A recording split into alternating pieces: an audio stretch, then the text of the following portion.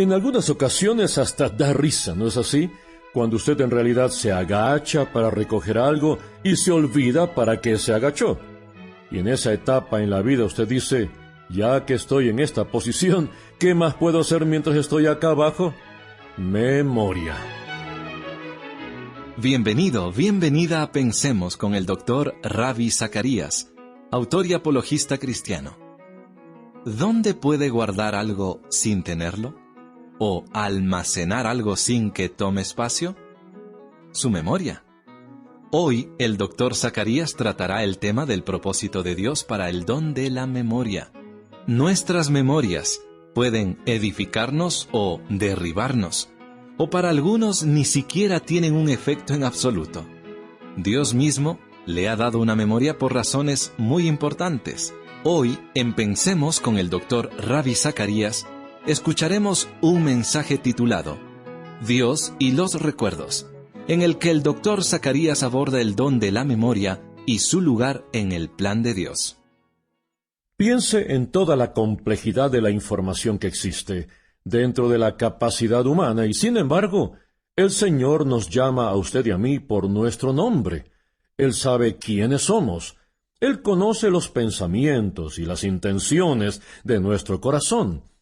Cuando estaba estudiando en la Universidad de Cambridge, estaba hablando un día con la secretaria de Stephen Hawking, considerado el mayor científico desde Einstein, que trágicamente está postrado debido a una esclerosis lateral amiotrófica, atado a una silla de ruedas, y tiene un sintetizador de voz diseñado por un técnico de la Universidad de California Tech, de modo que solo con un pestañeo o moviendo su dedo puede poner en orden las letras correctas para finalmente producir un sonido proveniente de esas máquinas.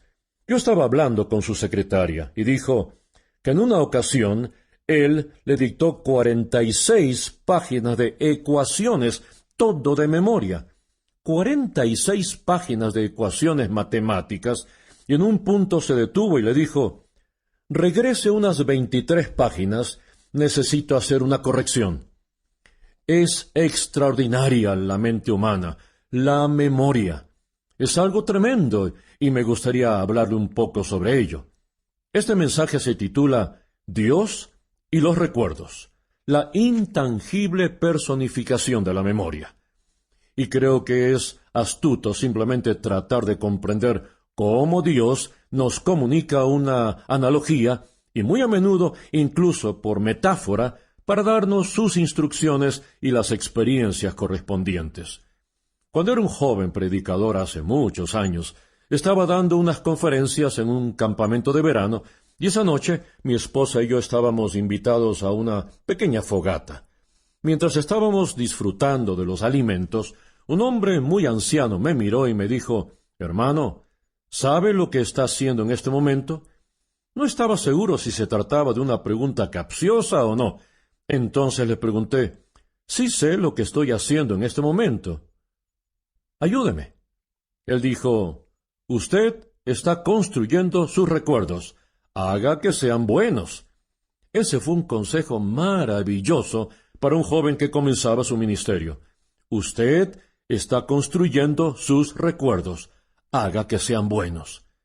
En 1994, mi esposa y 2 de nuestros 3 hijos estaban visitando la India.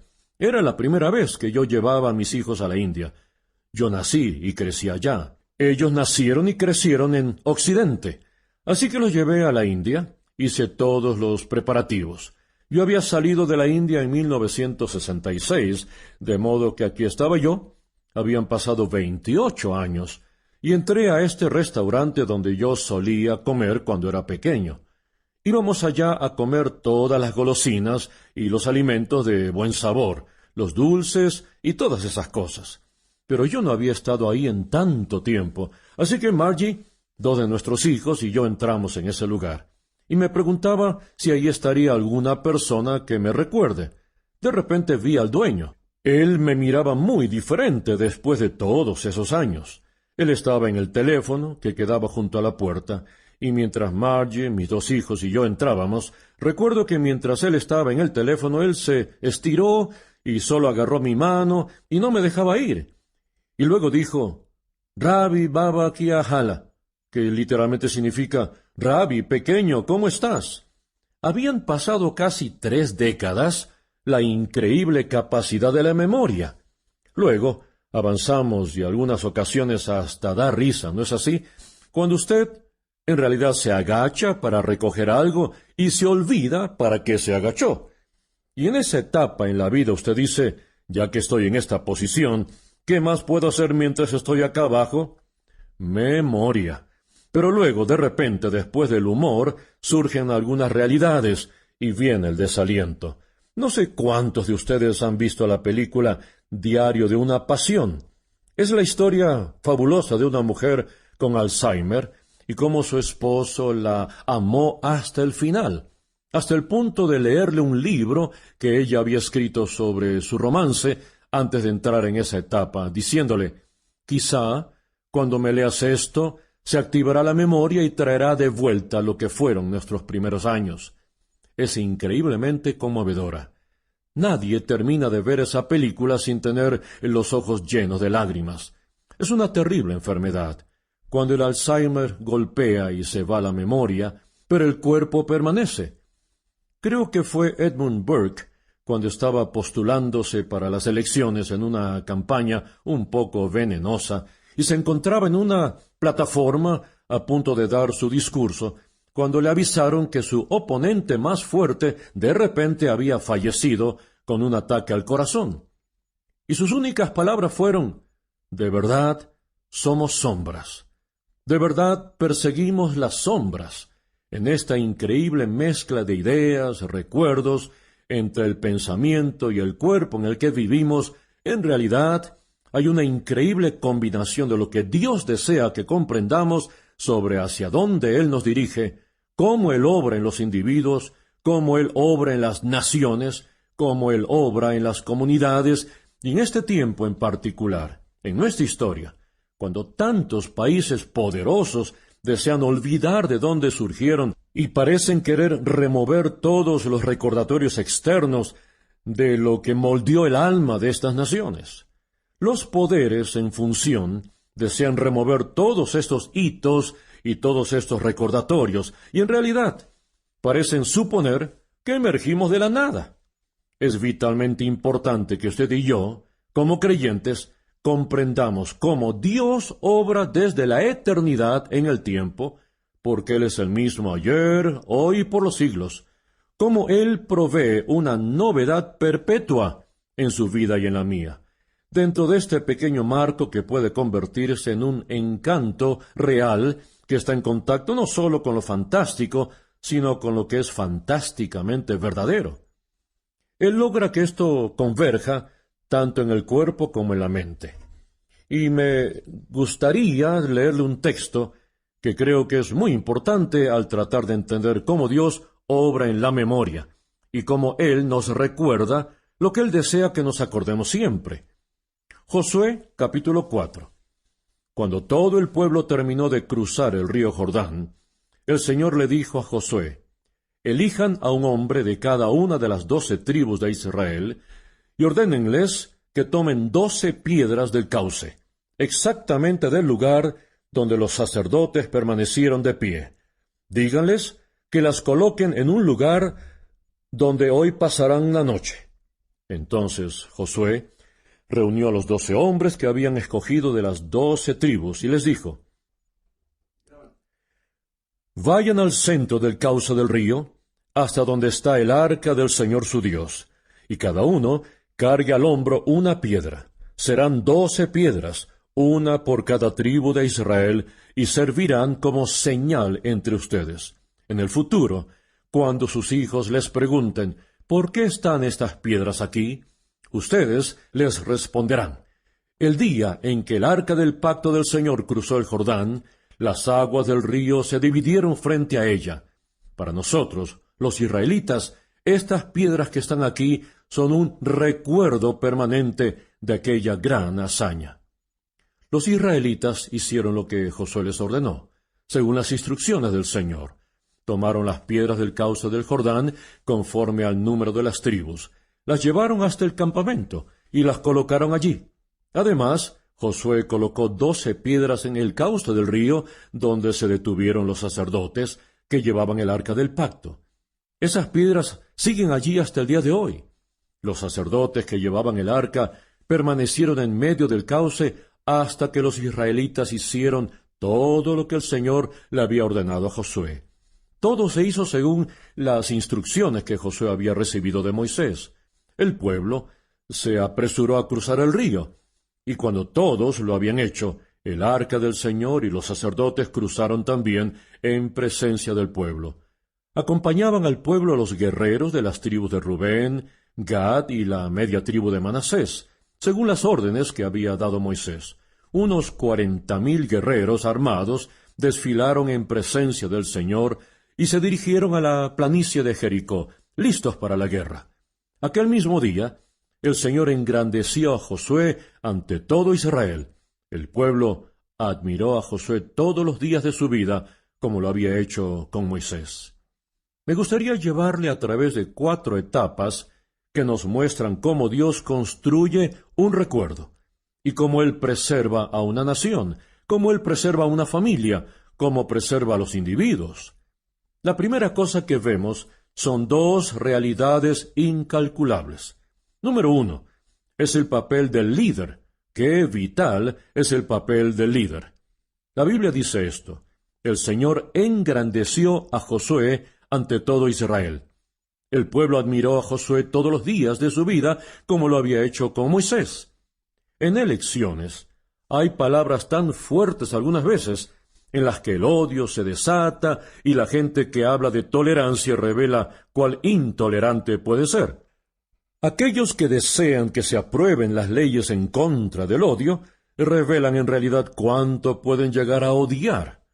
Muchos pierden la dignidad de la retórica y la decencia del lenguaje para mantenerse en una posición de dignidad al nivel más alto. Se recurren a toda esa clase de cosas en medio de esas palabras, la verborrea, el tipo cortante de intercambio verbal. Muchos de nosotros en realidad nos olvidamos de cuán decisivo, cuán crítico es que tomemos la decisión correcta. El mundo está en un caos. En todas las décadas en las que he realizado viajes, nunca percibí tanta confusión del alma. Nunca he visto tanta falta de dirección en el liderazgo en muchas partes del planeta. Esa es la razón por la que quiero sugerir que nos acerquemos para hablar abiertamente en la escena política si nos invitan a hablar en frente de las audiencias. Y cuando voy a esos lugares, en ocasiones me digo a mí mismo: ¿cómo puedo calificar? ¿Cómo sabré qué decir? Y uno se humilla cada vez más y tiene cada vez menos confianza en quién es como persona. Y lo único que nos permite seguir adelante es cuando ponemos nuestra confianza en el poder, la autoridad y la justicia eterna de la palabra de Dios. La gente va y viene, y la Biblia parece tener un sentido del humor cuando se exalta para vivir más tiempo de aquellos que quieren enterrarla. Nos han dicho una y otra vez que la Biblia es un libro olvidado. La Biblia todavía es el libro más vendido. Debemos estar a cuentas con los designios de Dios, y esto se define como algo central para el liderazgo. El liderazgo en el hogar es algo central. El liderazgo en la comunidad es central. El liderazgo en los escenarios del amor, de la política, las naciones y las situaciones internacionales es increíblemente importante. Cada vez nos damos más y más cuenta que tenemos una mentalidad de manada que desea avanzar en cierta dirección, y cada cierto tiempo quizá, cuando una persona se levanta y tiene la valentía de dar a conocer sus convicciones y les dice que la dirección a la que se encaminan es incorrecta, debemos movernos en la dirección opuesta. Lidiar con los problemas que están a la mano, los medios de comunicación se vuelven locos y fuera de control, de modo que puedan atacar a esa clase de individuo. El liderazgo es difícil. Recuerdo cuando estaba realizando un foro abierto en una academia naval, uno de los cadetes se puso de pie y dijo: «Deseo darle este escenario. Si a usted le eligieran el líder supremo del mundo, y tuviera la autoridad para prescribir cualquier ley y designar la ética o las normas culturales, ¿qué haría? ¿Cómo haría las cosas de diferente manera para decir lo que es la religión cristiana y no convertirla en el opio del pueblo? Esa era una pregunta muy interesante. Cuando él usó esa frase, el opio del pueblo, le puedo decir de dónde proviene. Él la estaba pidiendo prestada de Karl Marx. Lo que él olvida es el resto de esa cita de Karl Marx, que dice, «La religión es el alivio de los oprimidos», dijo él. «Es el grito de los desesperados», dijo Marx.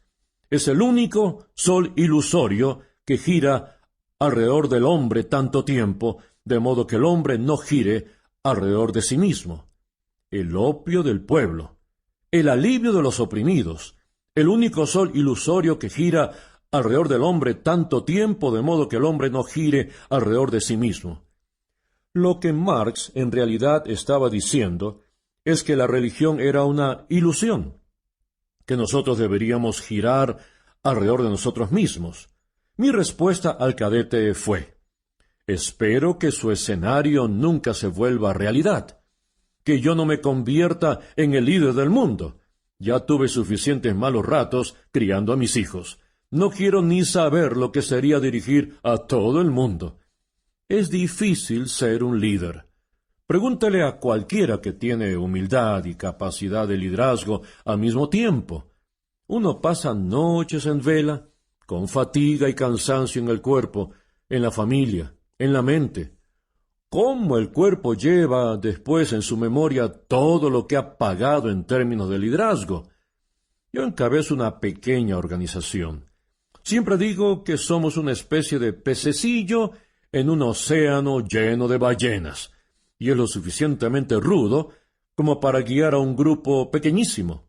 Imagine tratar de liderar una nación o convertirse en portavoz del mundo.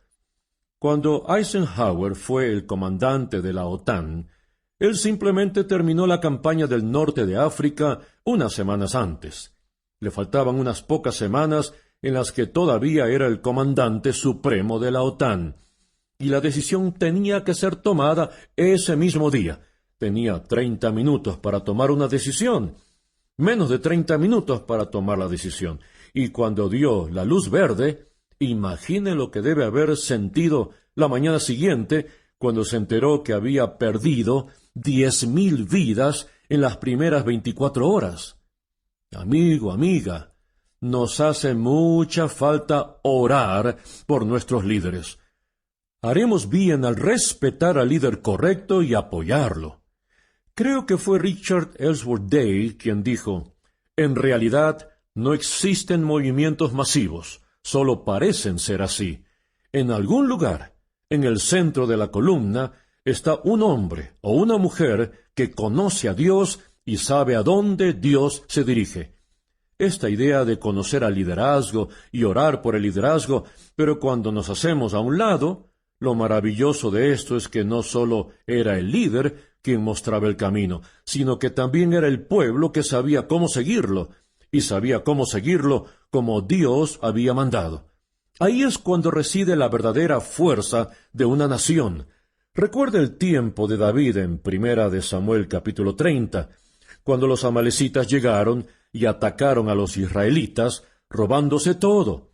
David era un joven general y decidió luchar, rescatar a su familia, traer de regreso a su familia, y comenzó con alrededor de 600 hombres fuertes para la batalla. Cuando iba a cruzar un río, 200 de ellos le dijeron, David, estamos cansados, estamos exhaustos, hemos luchado por tanto tiempo que realmente no podemos continuar con esta campaña, tenemos que regresar a nuestros hogares. David dejó ir a los 200 porque legítimamente pidieron un descanso en sus labores, y solo 400 hombres fueron al ataque. Cuando fueron los 400 hombres y terminaron la labor, lidiaron con los amalecitas, rescataron todo lo que se habían robado y regresaron. Los 400 se sentaron y comenzaron a dividir el botín. Entonces David les dijo, no lo hagan así. Escuche sus palabras. No, mis hermanos, No deben hacer eso con lo que el Señor nos ha dado. Fue el Señor quien nos lo dio todo, y quien nos protegió y puso en nuestras manos a esa banda de maleantes que nos habían atacado. ¿Quién va a estar de acuerdo con ustedes? Del botín participan tanto los que se quedan cuidando el bagaje como los que van a la batalla. Aquel día, David estableció esa norma como ley en Israel, la cual sigue vigente hasta el día de hoy. Lo que David realmente estaba diciendo es, no solamente exalten la actividad al frente de batalla. Sepan que detrás de la línea de batalla hay hombres y mujeres sin los cuales esta actividad al frente de batalla nunca hubiese sido efectiva. Y quiero halagarle a usted, como hombre o mujer de oración, que quizá piensa que solamente juega un papel ordinario en su iglesia, en su entrega, en su enseñanza, en su asistencia, en su adoración. Nunca subestime el papel que está jugando. Usted es parte del cuerpo de Cristo, y sin usted, los que están al frente de la batalla nunca, jamás tendrían éxito. Uno de mis héroes favoritos en la historia de la Iglesia es Felipe Melanchthon. Muy poca gente conoce su nombre, porque Felipe Melanchthon estaba detrás del escenario con Martín Lutero. Tenían como 15 años de diferencia, pero Melanchthon, cuando tenía 13 años, fue a la Universidad de Heidelberg, luego a Leipzig y a Wittenberg. A la edad de 13 años estaba en la universidad. Estaba estudiando retórica, estaba estudiando filosofía, estaba estudiando griego, estudiando astronomía. Luego, a la edad de 21 años, se convirtió en profesor de griego. Fue Melanchthon quien extendió los estudios en obras griegas a Lutero, para mostrarle lo que las palabras realmente significaban cuando el texto decía arrepentimiento y justificación por fe. Hoy están enterrados el uno al lado del otro en la iglesia del Palacio de Wittenberg. Escuche lo que dijo Lutero acerca de Melanchthon. Yo soy rudo, enérgico y tempestuoso. Yo nací para luchar en contra de numerosos monstruos y demonios. Debo remover escombros y piedras, cortar cardos y espinas. Pero el maestro Felipe llega gentil y suavemente, sembrando y regando con gozo según los dones que Dios le ha otorgado abundantemente. Melanchthon dice de Lutero, si hay alguna persona a la que amo profundamente y a quien abrazo con todo mi corazón, es a Martín Lutero. Un biógrafo escribió de ambos. Por su fiera elocuencia, su genial humor y su personalidad imponente, Lutero entregó la Reforma al pueblo. Por medio de su moderación, su amor al orden y su profunda erudición, Melanchthon fue el soporte de lo aprendido. De manera amorosa y placentera en sus vidas trabajaron, oraron y sufrieron por la misma gran causa, y ahora en la muerte todavía no están divididos. De hecho, Melanchthon predicó en el funeral de Lutero, y su biografía tiene como título Reformador sin honor. Somos un equipo, y Dios nos recuerda a usted y a mí el papel que juega el liderazgo y el papel que usted juega. Y este es el momento en la historia de nuestra sociedad, amigo y amiga, que el papel que usted juega tiene vital importancia.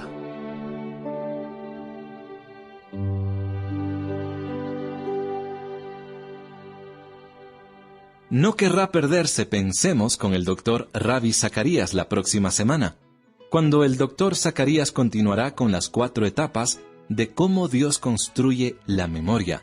Pensemos con el Dr. Ravi Zacarías es un ministerio radial sustentado por los oyentes que tiene el propósito de ayudar al creyente a pensar y al pensador a creer, y es una producción del Ministerio Internacional Ravi Zacarías en Atlanta, Georgia.